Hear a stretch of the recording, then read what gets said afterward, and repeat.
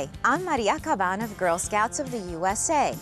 Did you know that you can explore nature without leaving your city neighborhood? Well, you can, and you don't even have to know anything about biology.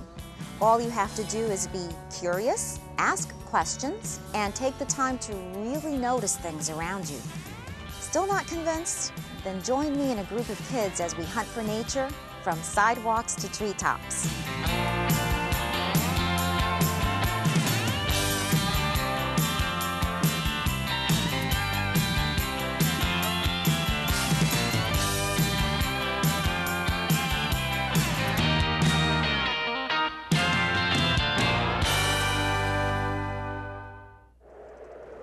Good morning, girls. Today we're going to do a workshop that's called From Sidewalks to Treetops. And I'd like to ask you, before we talk any more about it, what you think that might entail. What kind of things you think we'll be doing? Yes, Catherine? We might learn about nature in our neighborhood. We look at the animals and tell which ones they are. Looking at trees and determining what kind they are, and looking at nature and bug life. Prepare the kids for their outdoor exploration by doing some fun indoor activities. This nail balancing activity is a great way to help them practice teamwork, since the kids will survey the neighborhood in groups.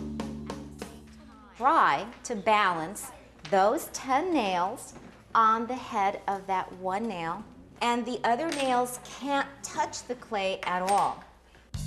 The nail challenge is a great game, but it's also an experiment. Kids are naturally curious, so they have a great time trying to find out if their guess or hypothesis is right. Don't give away the answer. Guide the children through their own discovery by asking questions. What other things have you tried? Have you tried something else? Okay. Well, I think you're onto something like that, though. The only other thing we could do is magnetize it. Once they solve the challenge, they can't wait to share it with the rest of the group. That's what science is all about. Showing the girls the solution that by arranging the nails so that the heads alternate across a central nail and then putting the final nail across the top makes them appreciate the concept of balance.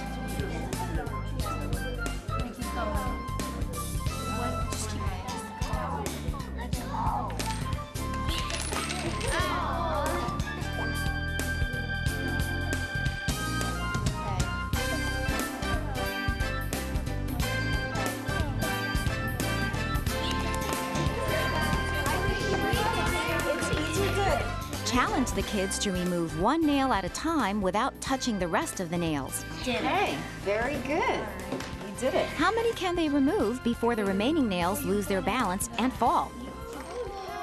Can balancing nails have anything to do with nature? Well, let's listen to what the kids have to say. It has to do with the balance of nature, because if you pollute and hurt animals, then it's like taking a nail off and the whole thing will fall. Some animals that walk on trees, if they're not balanced, they may fall. If there was no animals in the world, then the world would fall apart. Now you have your cards, you've taken a good look at them. Pick out one characteristic, whether it's the color or the shape or whatever, it's up to you, and see if you find anybody else to join your group too, but the rest of the people have to have the same characteristic. So you're free to stand up and look around and see how many people you can get. Card matching is a fun way to practice science inquiry skills such as observing, so the kids can notice even the smallest of details, and classifying to get the kids to think about how living things are related.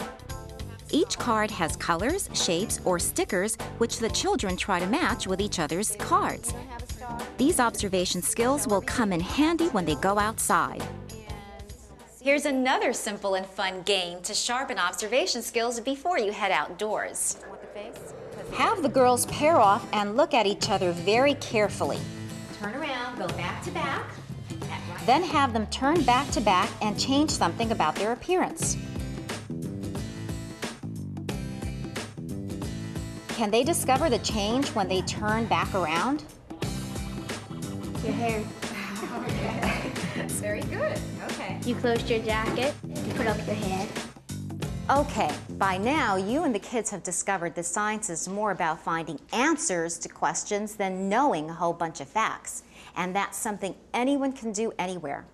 The kids are itching to use their inquiry skills to map out which animals and plants share their city neighborhood with them. But don't let them step out the door just yet.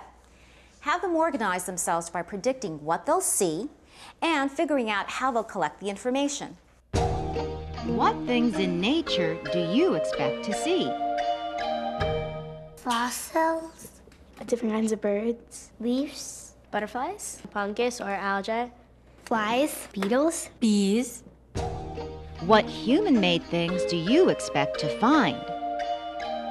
birdhouses, Fire hydrants, soda machines, gumball machines, fences, buildings, doorknobs, sidewalks, laptops. How will you collect and share your findings? We could put it in a bag and we can bring it back. Write it down, draw a picture, We can put them in the bug boxes. and make a skit about it. You could write a poem. Although you might be tempted to tell the kids what to do, allowing them to be responsible for their own learning will prepare them better for future challenges. Start by giving each group a map of the neighborhood. The kids can make notes on the maps of interesting things, such as animal signs, building materials, sounds, and smells. You don't need fancy equipment or costly supplies to find nature from the sidewalks to the treetops of your city. Providing a variety of simple materials, such as crayons, markers, rulers, magnifying glasses, plastic shoe boxes, sandwich bags, and if you like, bug boxes, will allow the children to record their observations in a way that feels most comfortable to them. Keep in mind that you need to adapt the activities to meet the needs of a child with a disability. Now we're really prepared to explore outdoors, so let's head out. We're going to hang a right onto St. Mark's Place. Look everywhere, like look underneath the awnings, there might be some. Okay, shops. What else? I don't know. Take a look We around. need to investigate that one, okay? Now, what do you notice about the rocks? This is probably I know. This one looks like bark from a tree. That's good. Like they're from boulders. They look like they're from boulders. Okay, good. Look, Nicole, what do you see? A red ant. A red ant. You think that's an ant? Yes. They're really Okay. small though. They're really small. Oh gosh, I just discovered something. What does it look like? Oh, it looks like shapes of animals. Great. It looks like shapes of animals. Yeah, it does. Now, what do we call things that are shaped like animals or animals that are in the rock like that? Fossils. Fossils. Take a look. We found fossils. Great. It's a good idea. Oh, look, it's a bug. Cool. Right there. First bug we found today. See right there. Yeah, ew. I think he's a caterpillar, but kind of looks like Probably that. Yeah. It's right there. It's crawling. crawling up. There. Put the soil in after you get them. Because you got to get them in there first. No sense in having soil Got him without the got him bug. in there. Cool. Now don't put too much in. You don't want to. No, that's it. You don't want to suffocate them. Put the box over it. Put too much. You only need a little bit. Yeah. Great. You can't see that. Good.